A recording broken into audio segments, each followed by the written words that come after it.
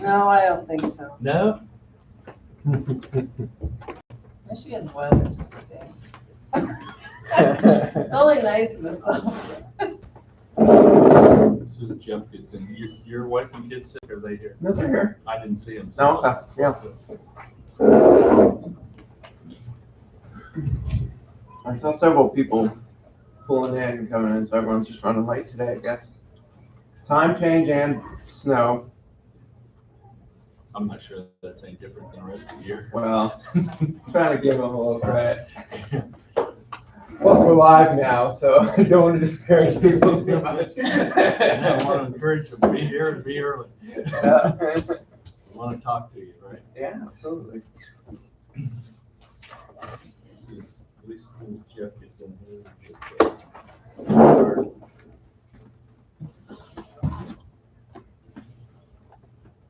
Are these updated? These ones with the today's lesson? No. Oh. No, I didn't restuff them last week, so the pile of loose ones there, you would want to be at lesson, in those books, at lesson 6. Okay.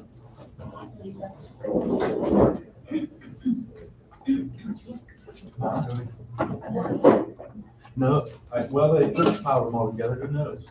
You leave these here? Yeah, I did. It could be over here, and it could be in this pile. Those, I think, These should should all all be just be the songbooks. songbooks. I probably could check it. Yeah, I saw some in the auditorium. Okay. Yeah, these are all songbooks. Might give Larry one to follow along. Yeah, that's what I was doing. All right, so you're up to 6, right? I just put 5 in. All right, well, we're getting ready to get started here. No need. You got the announcements this week, right? Yeah. All right, so I got 2 for you.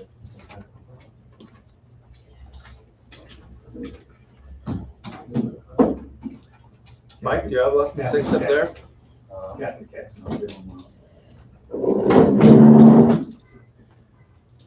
Somebody set their car up.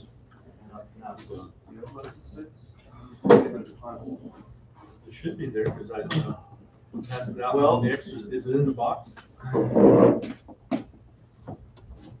No. Well, that's not good. So I've got this, but there's no cover page. It might be lesson 6. Sickness straight? No, that's last week's. That's 5. So somewhere. I see 5 in I know you passed previous. them all out.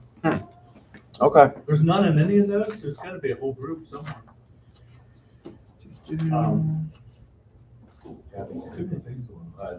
Barry Glenn is happened to have therapy for sciatic nerve issue in the leg. Or Glenn. Kathy called him.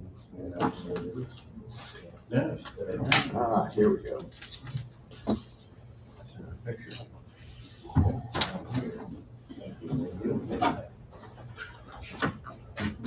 File's just out. Did you find it? Yeah. Let's start with prayer and then we'll move on. Our Father in heaven, we're thankful that those of us that got out and braved the road this morning, we can be here to study your word together, that we will learn from it, that we will grow from it, that we will study and share what we know and the knowledge that you've given us. We thank you for giving us the skills and abilities to understand and deepen our knowledge of your son Jesus and all that he did on our behalf. We're thankful for his sacrifice in Jesus' name. Amen. All right. So last week was being sick. The next 2 weeks is being troubled over death. Sickness can lead to death. What else can lead to death? What kind of things can lead to unexpected accidents? What else? Angry wives? Murder. Suicide. Those kind of things. And there's one more. We know sickness led to this. Old age, right? Is it not inevitable that we all meet that end? And I would ask that question, is there anybody that ever didn't meet that end? There is. Who was that? How many? Elijah the prophet. Enoch. Enoch.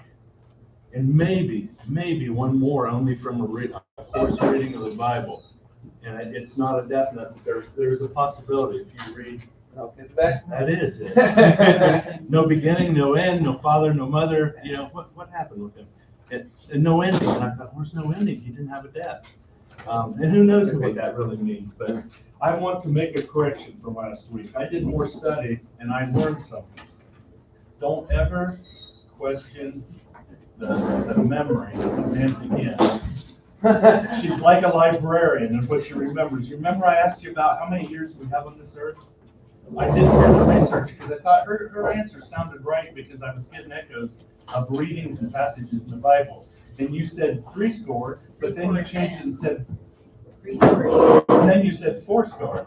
And you were right in both cases. But there's more to that. So we started out and we were given 120 days before the flood. Well, 120 days was actually going to be the time until mankind disappeared.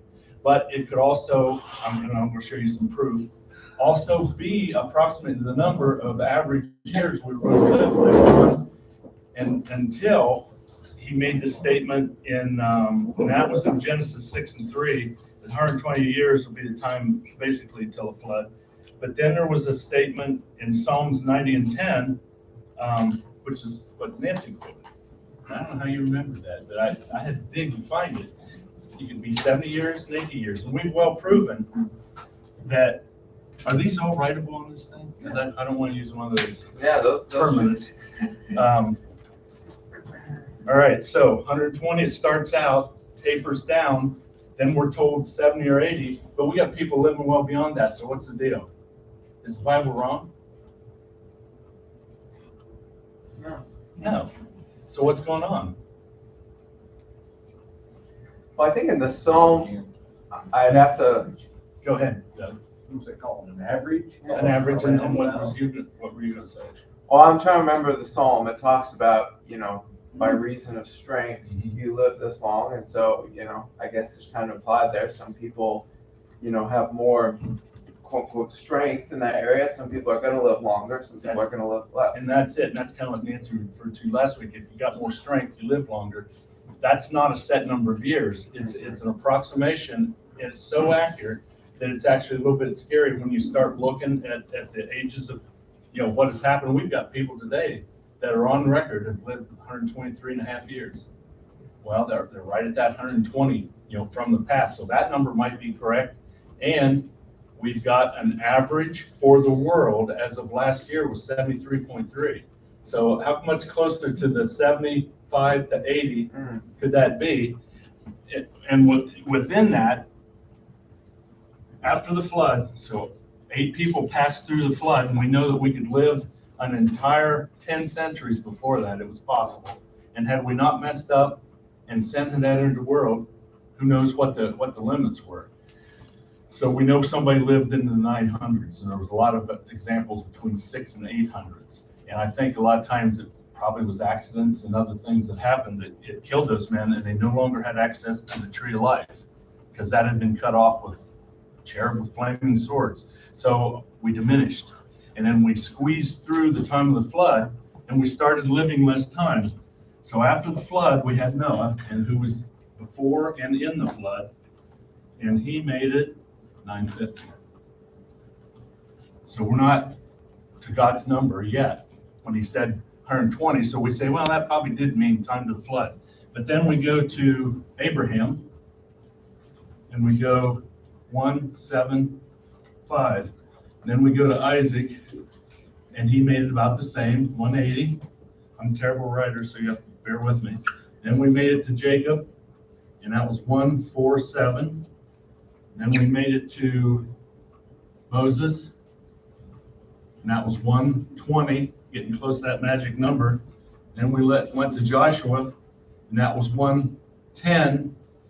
And then people started living approximately where we live now, and at least as the records they have. They didn't live these longevity times, all of them being up here.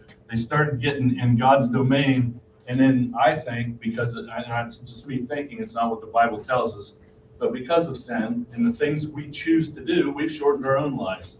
But now the average today is, and I told you wrong, 73.2 years. So you know, to get an average, and I know this from corn yields, I can go from 100 to 300 and end up in the middle.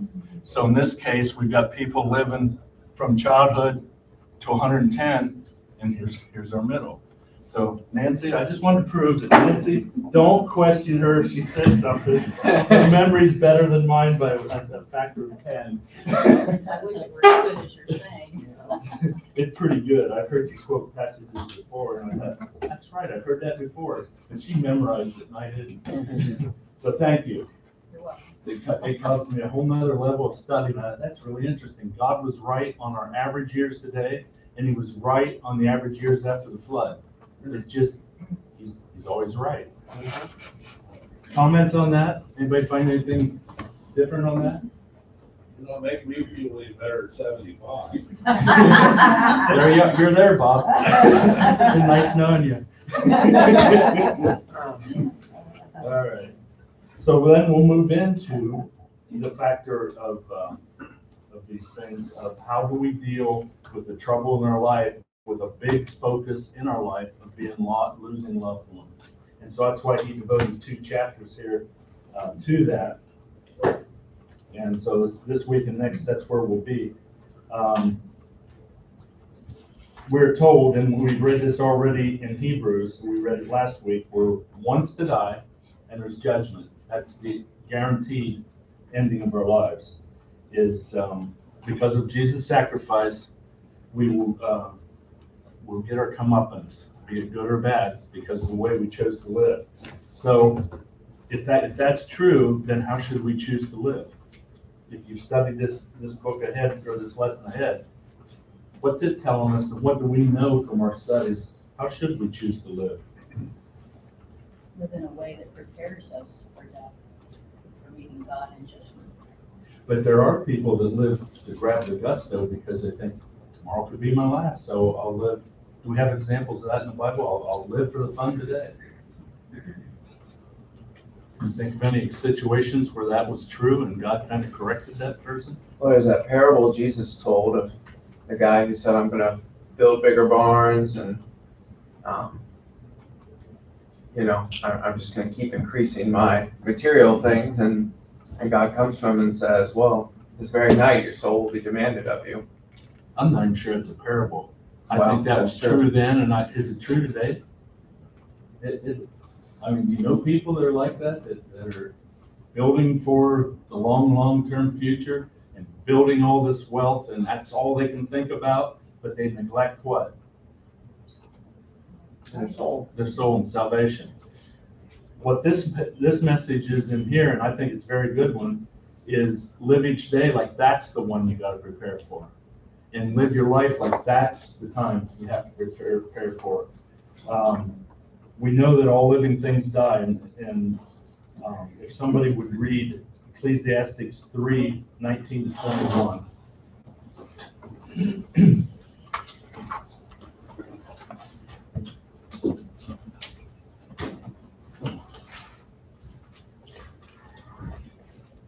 When it gets there, just read it out. For what happens to the children of man and what happens to the beast is the same. As one dies, so dies the other. They all have the same breath, and man has no advantage over the beast, for all is vanity. All go to one place. All are from the dust, and to dust all return. Who knows whether the spirit of man goes upward and the spirit of the beast goes down into the earth? Okay, so what is God's purpose in trying to prove in this situation? We are flesh as they are flesh. We breathe the breath of air that they breathe. We were formed of dust and they are formed of dust.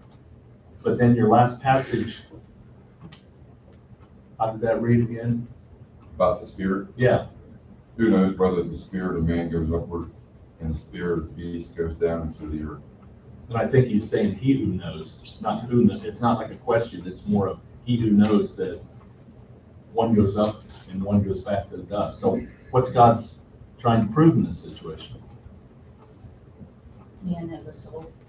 Man has a soul worth saving.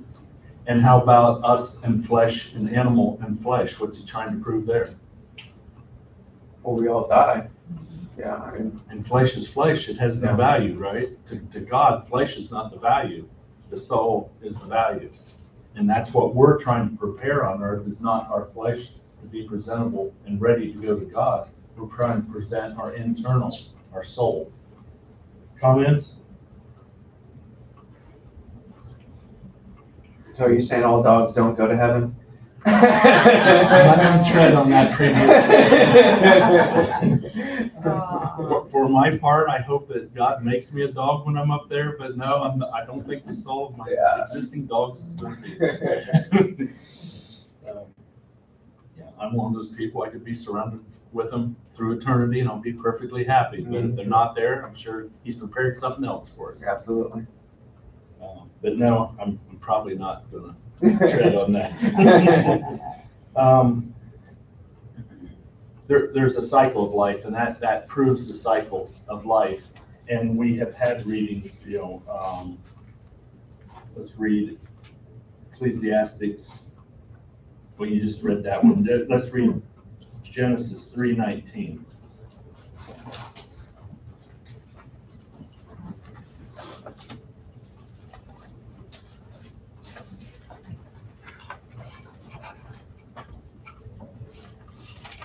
Anybody get it? By the sweat of your face you shall eat bread, till you return to the ground. For out of it you were taken. For you are dust, and to dust you shall return. All right, so bleak or reality, what are we looking? A reading like that, come from dust, return to dust. Do you ever hear that at a funeral? Almost every time. So is that bleak or is that reality, and what's the message? Well, it's kind of both. It's bleak because here it's part of a curse of sin, because Adam and Eve sinned, and, that is a bleak thought, but it's also now our reality. Okay. So what's the message in that? Just to scare you to death? I mean, when you hear that, if you're a little kid, sometimes that's a little bit intimidating. Yeah. But what's the purpose for us as adults? We're prepared for it. Be prepared. That's the whole message of this chapter, is are we prepared? Are we prepared now, today, tomorrow, our whole life? Are we prepared? That's what he wants us to ask ourselves. Are we doing the things we should do to get there, to be with him?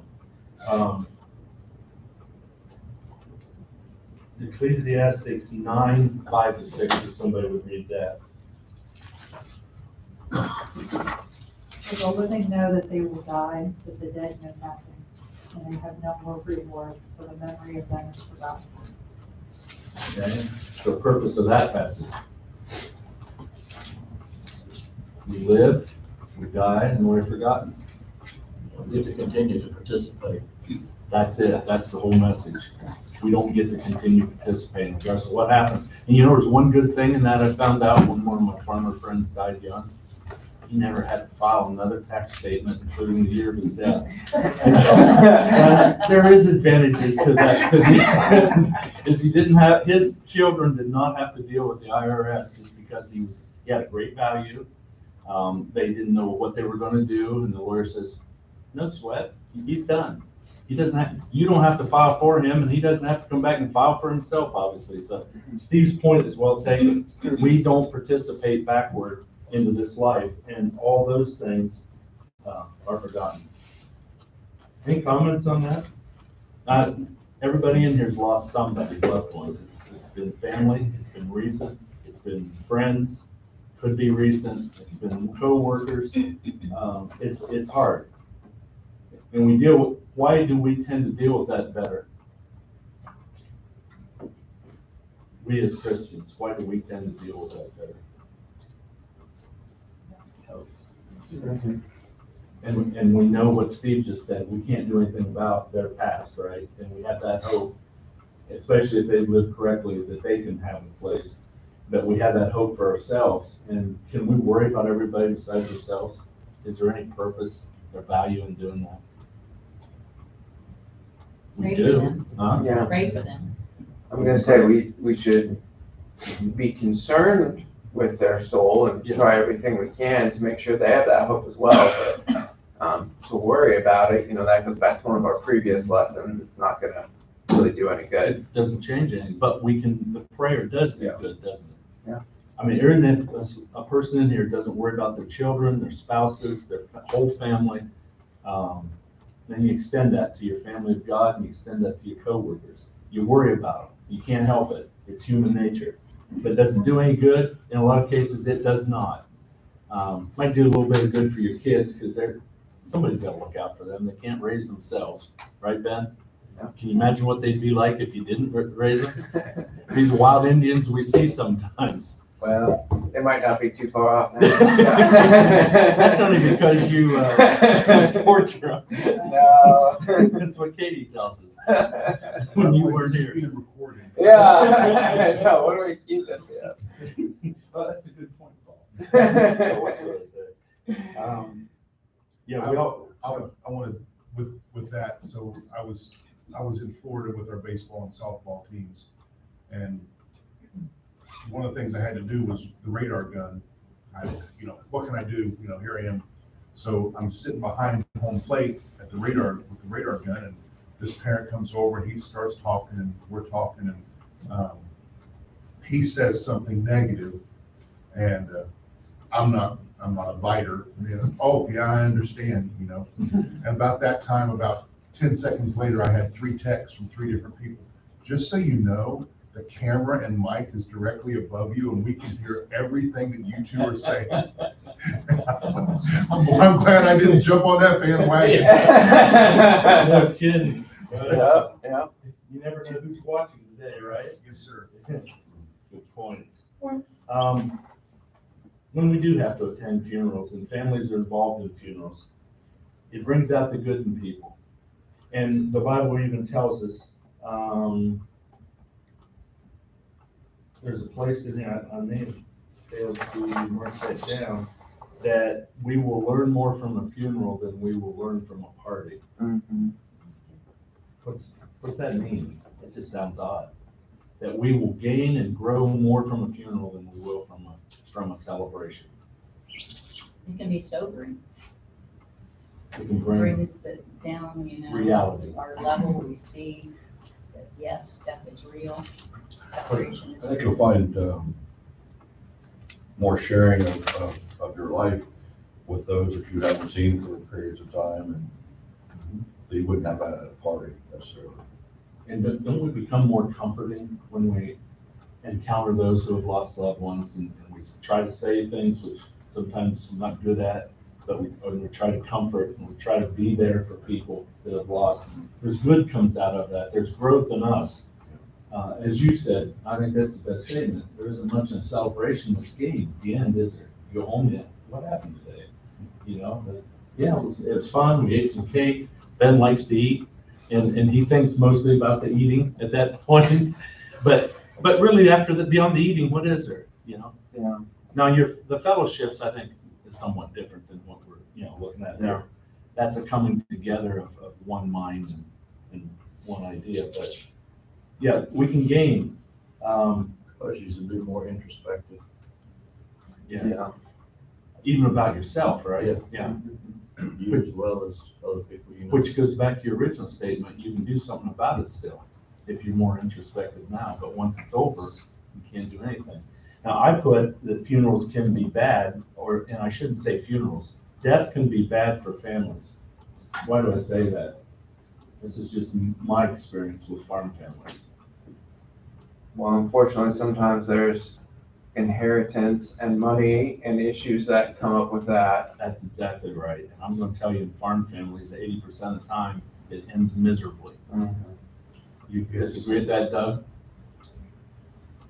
Yes. With a lot of people not speaking to one another. Over Forever. money and Mhm. possessions, and I'm thinking, who cares? My brother and I got together with our parents because they were trying to save for us as kids. My brother and I both been successful. He's a chemical engineer for GE for 30 years.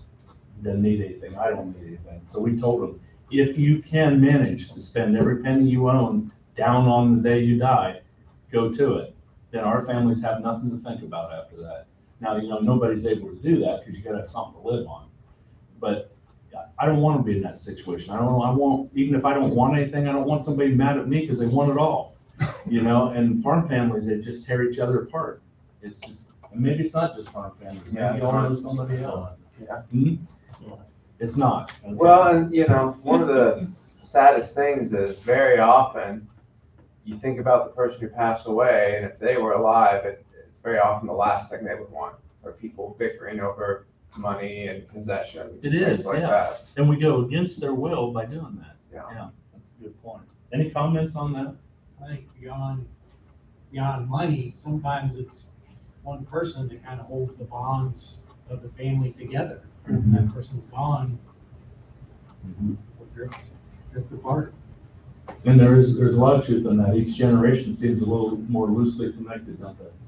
I think you see that our family has done a decent job of it, but I know of a multitude of other families, reunion wise. I mean, I'm gonna show your age, 30 years ago, everybody had reunions. You went to so-and-so and you spent time and you did, but whenever that person passed away, whoever that person was that Brad's talking about, passed away, then now you did something the next year just in memory, but then Yeah, you drift. Yeah. slowly fades away. Yeah. And by fading away, hard feelings develop that have no basis in reality. Rumors occur and. Why didn't you invite us? We would have went to that. Exactly. We're better off to stick together and be the family of God and the human race and be together and be part of your own family. And there's a message in here for us. There's a message in God's Bible because he gives us examples of all these things. How about the wayward son that took off and then the son wouldn't come back, that had stayed there, worked for everything? How do you feel about his brother when he got back? What was the prodigal son? Yeah. Normal? Normal, but was that good? Yeah. No, Jesus is pointing out, that's not good. And, so what we can do, we can plan ahead, we can care about people, and we can do things that show them we care about. And that's what the message here is trying to tell us. What other things? We looked at the priorities of funerals, and that is often comforting and reflection, self-reflection, as Steve pointed out. This one I thought, well, this could be selfish, but there's truth in it. Funerals help you count your blessings. That's a little bit of Steve's self-reflection, but how is that?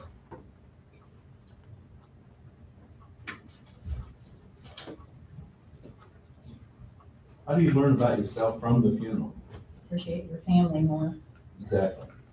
Yeah. I didn't know how much, my grandfather went when I was 11, but I did everything with him. He was so bad that he'd get up in the morning and run garage doors when they were manual, up and down until he'd wake me up at 7 a.m. so we'd go fishing. And we did that every morning in the summer. He was a carpenter, worked for himself. I thought, man, I really don't like this. When he was gone, I realized how much I missed it. So you're right, it's reflection back. Let's see. My eyes aren't focusing as well today as they have been. Sat out in the cold all day yesterday, and I think I froze my eyeballs. It was colder than I thought it was. We were out coyote hunting, so go ahead. Sure.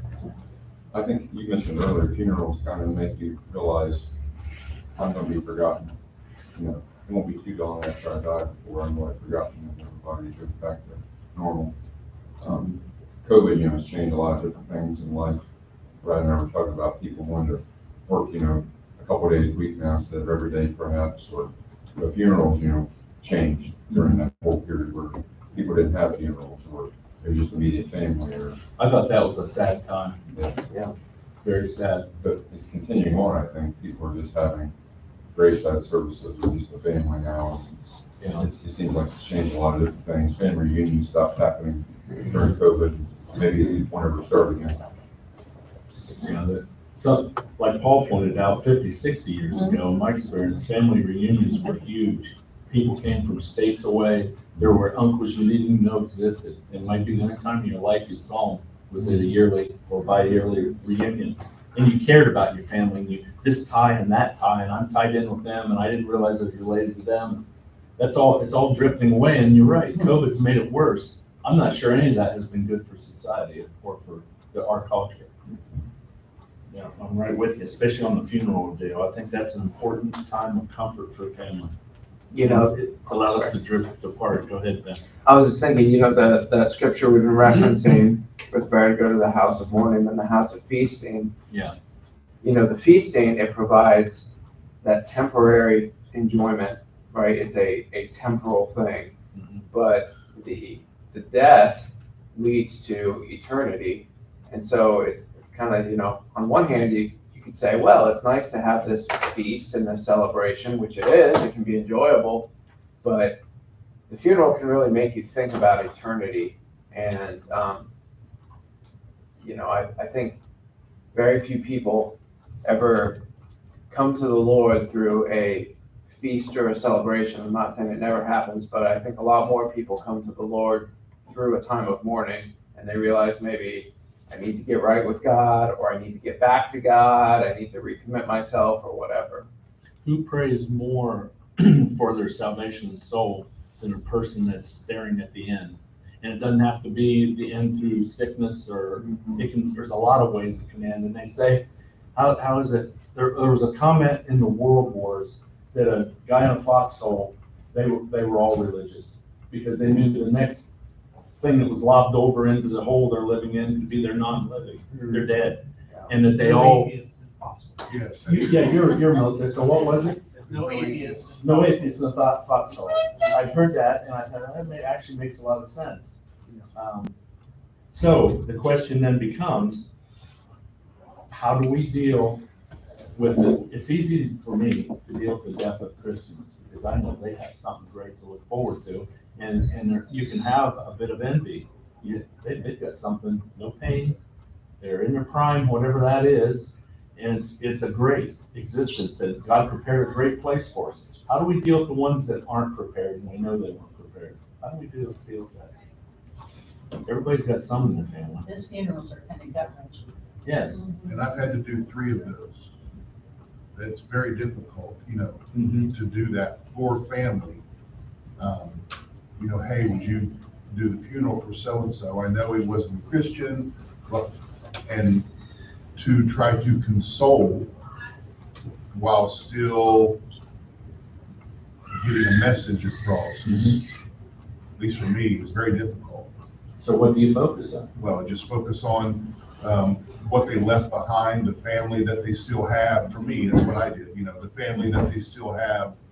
Just because, and opinion here, just because he didn't mean he wasn't a good person, you know. So, you know, here's some of the things that he did good for the community and good, and it was never a mention of heaven or hell or, you know, just he was a really good person. He left these family members behind, the mourning that they have, the sorrow. So you think more about the living than you do about the dead, Correct. actually, at that point. Yes. Okay. And is that where you were thinking, Nancy? Yeah, and some of the best funeral messages I have heard have concentrated on salvation.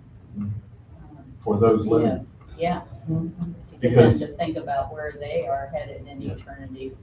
Old Paul McGregor, who was the preacher over at the other building for several years, old farmer, he always said he hated that kind of funeral because he couldn't preach them into heaven.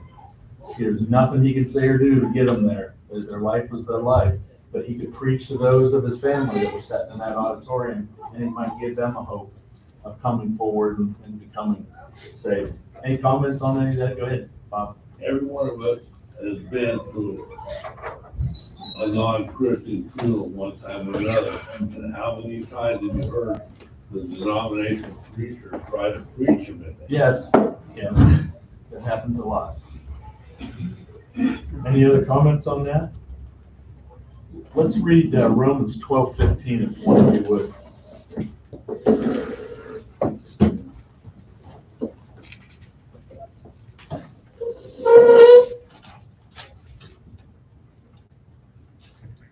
Rejoice with those who rejoice, weep with those who weep. What's the message there? Empathize. In all cases. Yeah, I'm joyful if you're happy, Ben. If you're sad, we'll be sad with you and see if we can solve it, right? Okay. When we look at death, and you look at your question group, death is the end of your bondage to your flesh. But it's the beginning of what?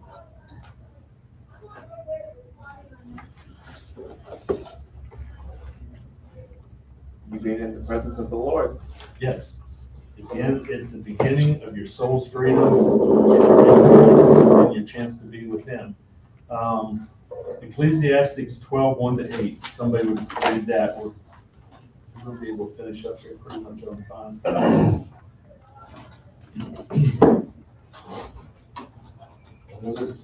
Ecclesiastes 12, 1-8.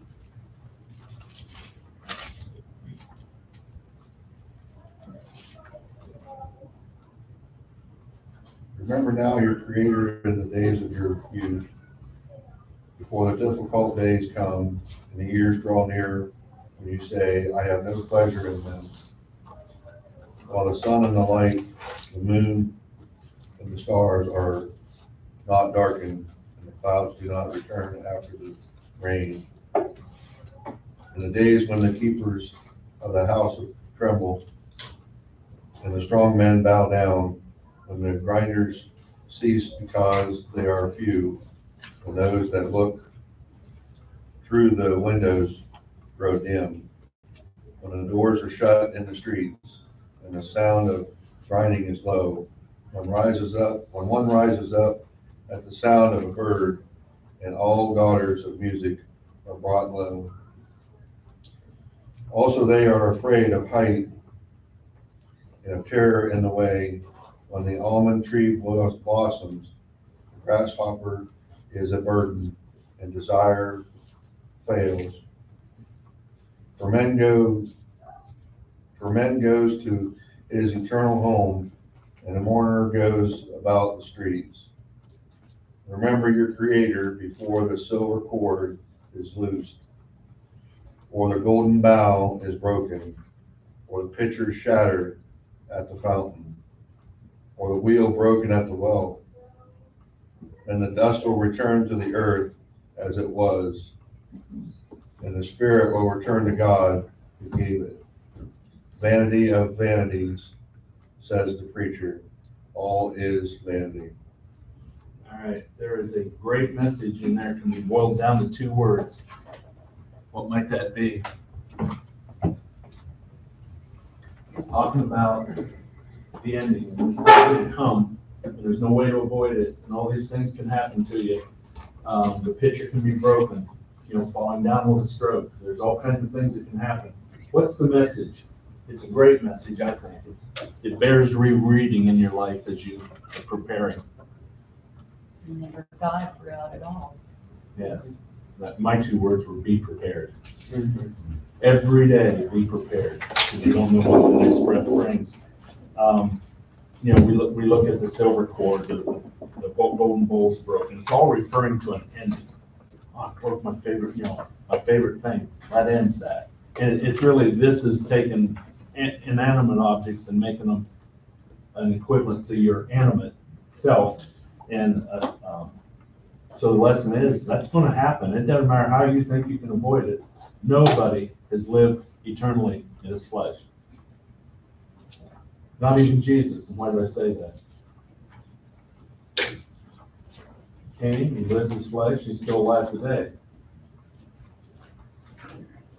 Is he still alive his flesh? No. He wasn't intended to be that way.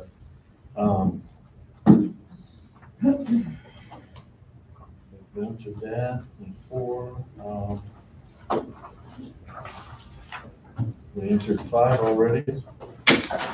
We just looked at the importance of being ready each day, and that came from that reading. I thought I had that written down as my final reading. How do we want to be remembered? What should people remember us for?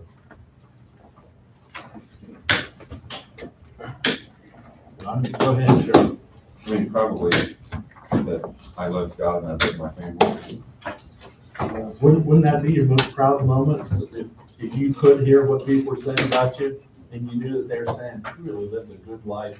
He really cared about God. He designed his life to point toward that. Or you could say, I think he had a lot of fun in life. He did a lot of smoking, drinking. He chased women all over the place. Which one do you want to be remembered by? You know, I want to be the first one, like Greg refers to. Anybody else? Service to others, What? service to others.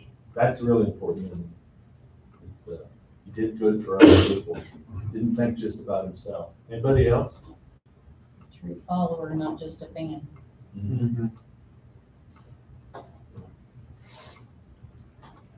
Any other comments before we quit? All right, did you pass those all out? Jen? All right, next week will be 7, continuation. I'm happy, I try not to read ahead because I don't like to spoil it for the next week. So I'm wondering, how can he continue on? He's already done a good job on this, but apparently he feels there's more to it.